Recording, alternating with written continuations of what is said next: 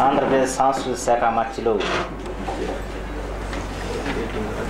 వట్టి వసంత కుమార్ గారికి, ఆంధ్రప్రదేశ్ సాంస్కృతిక మండలి అధ్యక్షులు పెద్దలు ఆర్.వి. రమణమూర్తి గారికి, శ్రీ చందనాకాంత్ గారికి, రమణాచారి గారికి, కవితా ప్రసాద్ గారికి, ఇంకా బాపురెడ్డి గారికి, వేదిక ఇచ్చిన టూరిజం శాఖ కమిషనర్ గారికి, విఎన్ రావు గారికి, ప్రత్యేకించి ఈ ప్రపంచ తెలుగు మహాసభల నిర్వహణలో పాలు పంచుకోవటానికి చక్కటి సూచనలు సలహాలు ఇచ్చి ముందు నడిపించడానికి చేసిన సాంస్కృతిక సాహితీ సంస్థల ప్రతినిధులందరికీ కూడా నా హృదయపూర్వక నమస్కారాలు.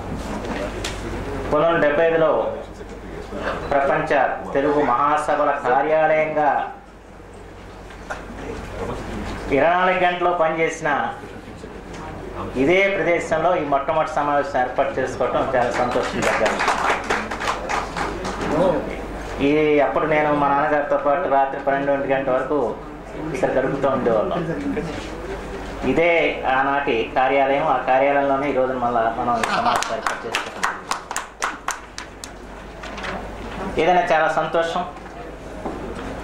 దాదాపు 22 సంవత్సరాల తర్వాత మళ్ళా రాష్ట్ర ముఖ్యమంత్రి కిరణ్ కుమార్ రెడ్డి గారు, సాంస్కృతిక శాఖ మంత్రి వట్టి వసంత కుమార్ గారు ప్రపంచ తెలుగు మహాసభల్ని నిర్వహించాలని చెప్పి నిర్ణయించడం నిజంగా యావత్ తెలుగు జాతి వారిని అభినందించి తీరాలని చెప్పి మాత్రం మనం చేస్తున్నాం. ఎందుకంటే 75లో తెలుగు మహాసభలు ఏర్పాటు చేసిన నేపథ్యం ఒక ఎత్తు అయితే, ఈరోజు జరగబోతున్న మహాసభల యొక్క నేపథ్యం ఒక ఎత్తు. 75 నాటికి ఇంకా తెలుగు సంస్కృతి, తెలుగు భాష వసివాడలేదు.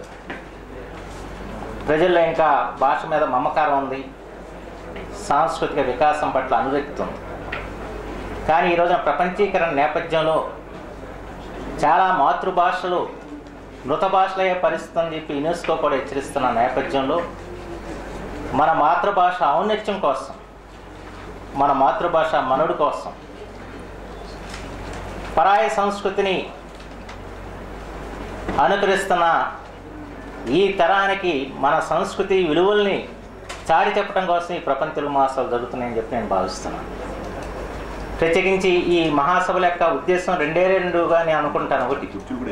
ఒకటి మాతృభాష వికాసం, రెండవది తెలుగు భాష వికాసం, తెలుగు సంస్కృతి ప్రకాశం. ఇదే ఈ మహాసభల యొక్క ఉద్దేశం అని చెప్పి నేను భావిస్తున్నాను. ఎందుకంటే ఇటు భాషా వికాసం కోసం నడుము కట్టడానికి తెలుగు వారికి ఇది ఒక ఉత్తేజపూర్వకమైన వేదిక అవుతుంది. అలాగే మహోన్నతమైన సంస్కృతి మన తెలుగు జాతి, దాదాపు 2500 సంవత్సరాల మహోన్నత చరిత్ర మనది. ఆ చరిత్ర ఈ తరం వారికి తెలియని పరిస్థితి ఏర్పడిపోయింది. ఈ స్థితిలో మళ్ళా సాంస్కృతిక వికాసానికి నాంది పలకటానికి ఈ సభలు దోహదపడాలని చెప్పి నేను విశ్వసిస్తున్నాను. విషయాలు అయితే చాలా ఉన్నాయి చెప్పడానికి, కానీ సమయం తక్కువ. ఎక్కువగా మీ యొక్క ఆలోచనలు చాలా అవసరం ప్రభుత్వానికి.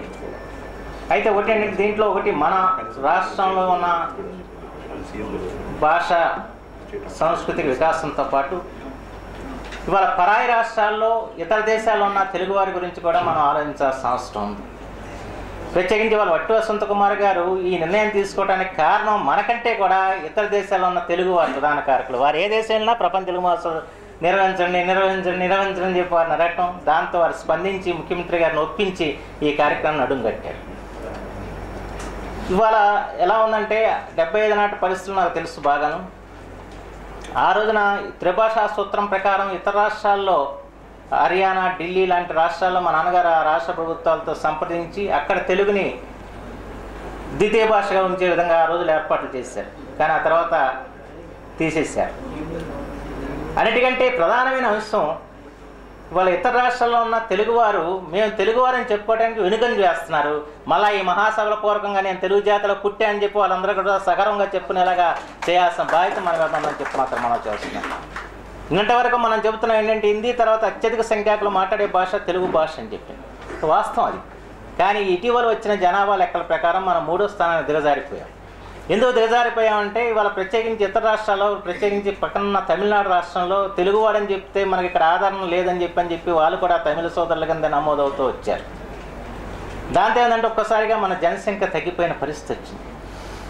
దానికి కారణం ఏంటంటే మన రాష్ట్రం నుంచి కూడా ఒక వత్తాసు పొరుగు రాష్ట్రంలో ఉన్న తెలుగు వారికి కలగాల్సిన అవసరం ఉంది. అలా కలిగినప్పుడు తప్పనిసరిగా వాళ్ళు మేము తెలుగు వాళ్ళని చెప్పుకునే పరిస్థితి ఏర్పడుతుంది. ఎందుకంటే వాళ్ళు ఎంత తపన పడుతున్నారో నేను చెప్పాల్సిన అవసరం లేదు. వాళ్ళు ఏదైనా తెలుగు భాష సంస్కృతులు జీవించున్నాయంటే ఇతర రాష్ట్రాలు ఇతర దేశాలని చెప్పి మనం సగర్వంగా చెప్పొచ్చు. మన రాష్ట్రంలో కంటే మన రాష్ట్రంలో మాత్రం తెలుగు సంస్కృతిని బతికిస్తున్న వాళ్ళు మీరు. ఇక్కడున్న ప్రతి ఒక్క సాంస్కృతిక సంస్థ ఒక మహాశక్తిగా ఇవాళ తెలుగు సంస్కృతిని పరిపోషిస్తూ తెలుగు నాట్యాన్ని, తెలుగు శిల్పాన్ని, తెలుగు చిత్రకళని, తెలుగు సాహిత్యాన్ని ఇవాళ పరిపోషిస్తున్న వ్యక్తులందరూ, వ్యక్తులంటే పొరపాటు, మీరందరూ కూడా మహాశక్తులు. ఈ మహాశక్తులందరూ కూడా ఇవాళ ప్రభుత్వానికి తోడ్పాటుగా వచ్చినందుకు మీ అందరికీ కూడా నేను ధన్యవాదాలు తెలియజేస్తూ ఈ మహాసభ నిర్వహణకి మీ యొక్క సంపూర్ణమైన సహాయ సహకారాలు ఉండాలని చెప్పి కోరుకుంటూ సెలవు తీసుకున్నాను. జై హింద్.